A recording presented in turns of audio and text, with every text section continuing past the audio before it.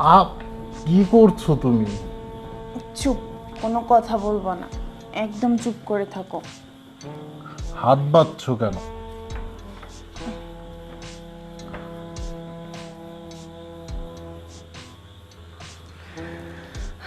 শোনো, হাত কেন বাঁধছি বুঝতে পারতেছো না?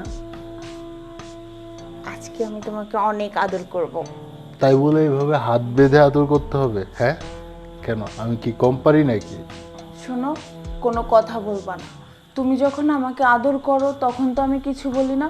তোমার যেভাবে ইচ্ছে সেভাবে আমাকে আদর করো। তাহলে আজকে আমি তোমাকে আদর করব, এখানে বাধা দেওয়ার কি আছে? আর এই প্ল্যানটা আজকে আমি ইচ্ছা করেই করেছি। আমি আজকে ইচ্ছে মতো তোমাকে আদর করব। চুপ, একদম কথা বলবে না।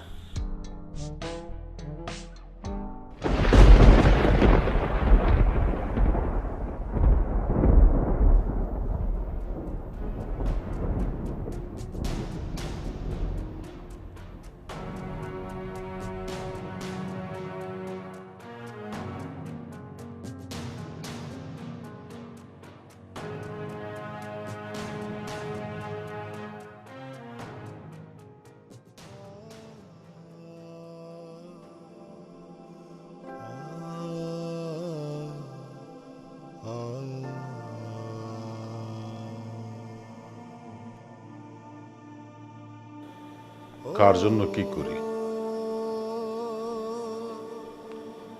আমার তো এত পরিশ্রম যা করি সব আমার মেয়েটার জন্য। আরে মেয়েটা উল্টা পিল্টা চলাফেরা করে না, এর একটা বিহিত আমার করতেই হবে। এভাবে বসে থাকলে চলবে না।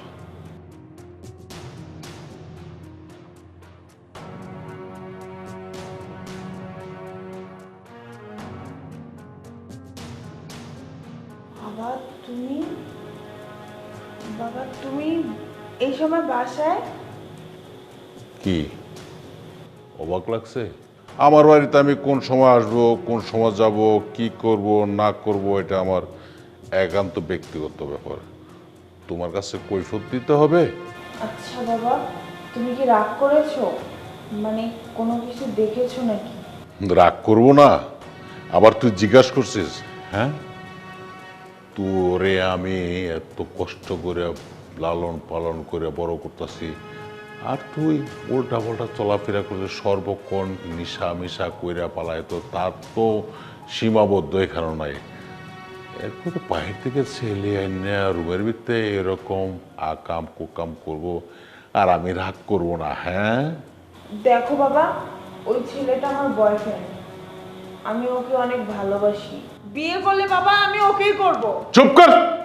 বিয়ে করলে আমি ওকে করব? বিয়ের আগে নষ্ট আমি উল্টা পাল্টা চলাফেরা। আর তোর মায়েরও তো আমি ভালোবেসে বিয়ে করছি। কই, আমি তুই উল্টা পাল্টা চলাফেরা করি নাই? তোর মার সাথে কোনোদিন চোখ দিকে তাকাই নাই? আজকে তুমি কি করছো? উল্টা পাল্টা চলাফেরা করছো। আমি তোর মায়েকে বিয়ে করে যোগ্যতা মর্যাদা দিয়ে বাড়িতে নিয়ে তারপরে তোর মার সাথে আমি সংসার করছি। আর আজকে তুমি স্বাধীনতা পেয়ে গেছো, উল্টা পাল্টা যা কিছু তাই করবা, তাই না? তোমাকে আমি এরকম স্বাধীনতা দিই না। উল্টা পাল্টা কাপড় চোপড় আজকে থেকে তুমি এগুলো বন্ধ করবে। আমি তোমার কথা শুনবো? কখনোই না। আমি আমার মতো চলতে পছন্দ করি, আর আমার মতোই চলবো। দাঁড়া, হ্যাঁ, আমার মতো চলতে হবে, বুঝছো? চলো। আমার কথা শুনবো আমি না? কখনোই না।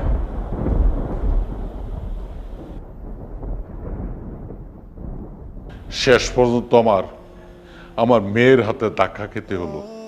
আর একটু হলে আমার মাথাটা পেটে যেত। কতটুক বিয়াদ্দব হয়েছে মেয়েটা।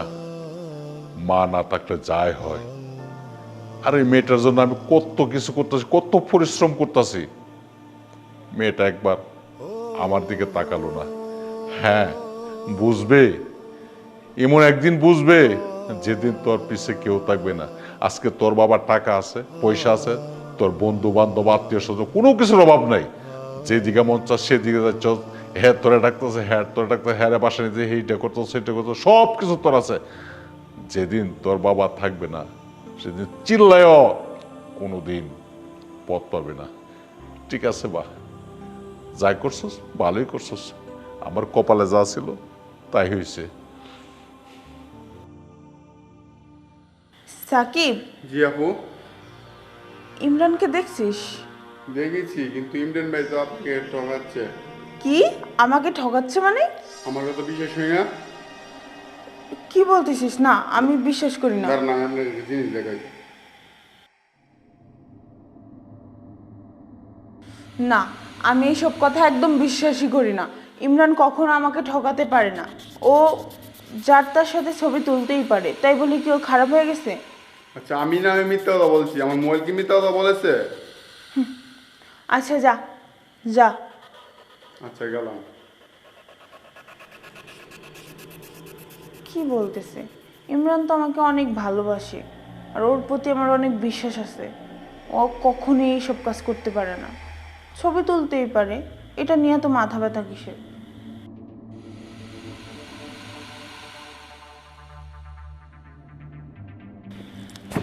আচ্ছা ইমরান, একটা কথা বলার ছিল। কি বলবে বলো?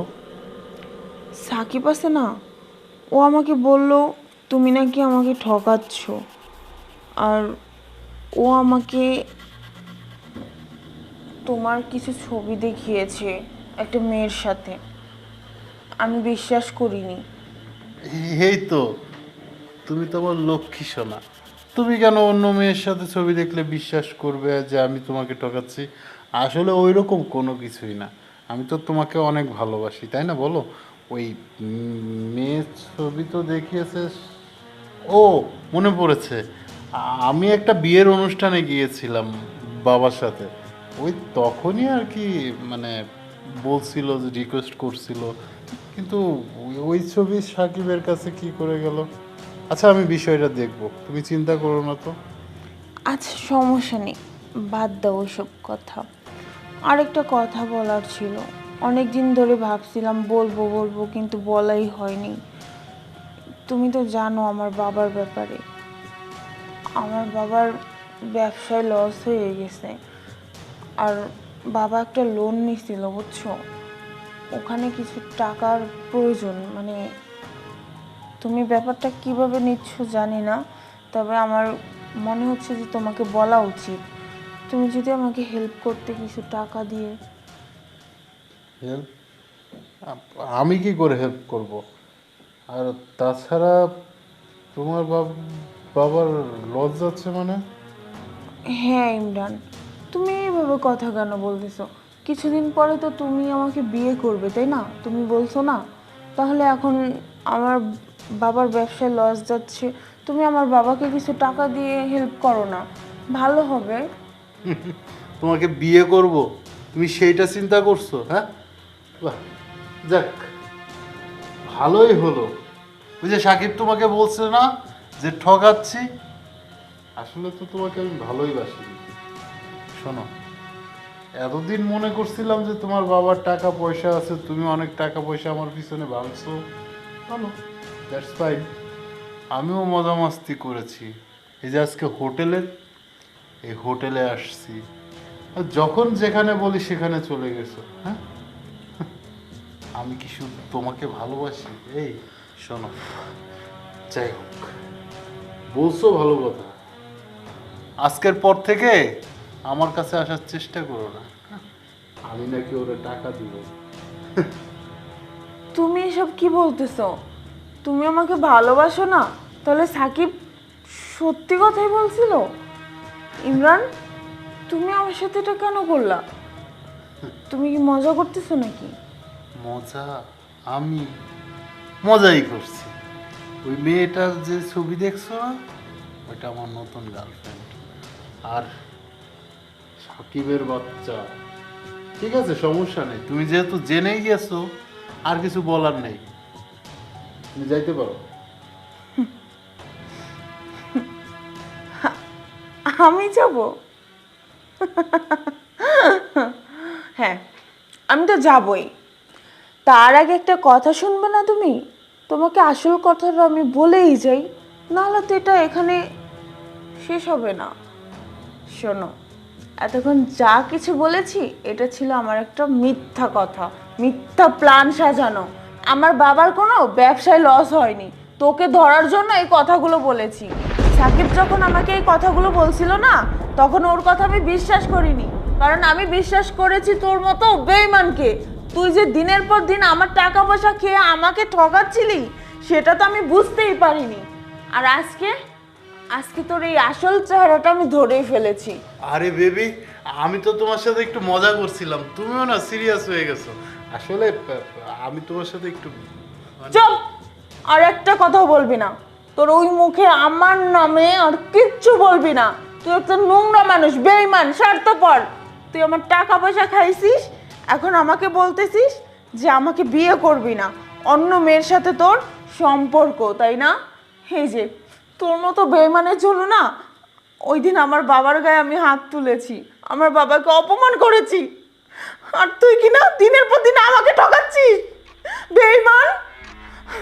আমি আমি অনেক বড় ভুল করেছি আমার বাবার গায়ে হাত তুলে। যেই বাবা আমাকে ছোটবেলা থেকে এত বড় করেছে, পড়াশোনার খরচ দিয়েছে, কখনো অপূর্ণতায় রাখে নাই। যখন যেটা চেয়েছি আমি তখনই সেটা আমাকে দিয়েছে। আমার মা মারা যাওয়ার পরে আমার বাবা কখনো আমার মায়ের অভাবটাও পর্যন্ত বুঝতে দেয়নি। আর তোর জন্য আমার বাবার গায়ে আমি হাত তুলছি ওই দিন। তুই তুই জীবনও ক্ষমা পাবি না।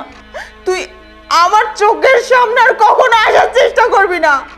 আমি আমি আমার বাবার কাছে গিয়ে ক্ষমা চাইবো, এক্ষুনি যাব। ঈশা,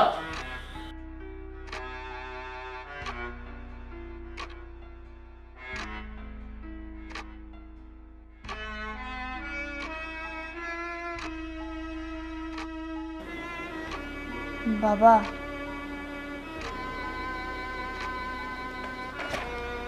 বাবা,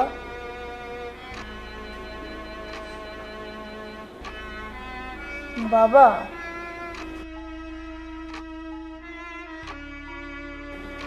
বাবা,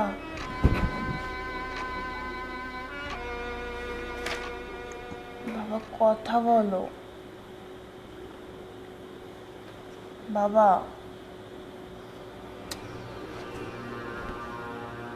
বাবা, তুমি আমাকে ক্ষমা করে দাও না, কথা বলো আমার সাথে। বাবা, বাবা,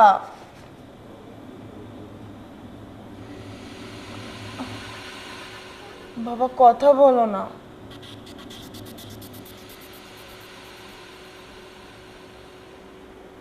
বাবা, আমি বুঝতে পেরেছি তুমি এখনো আমার উপরে রাগ হয়ে আছো।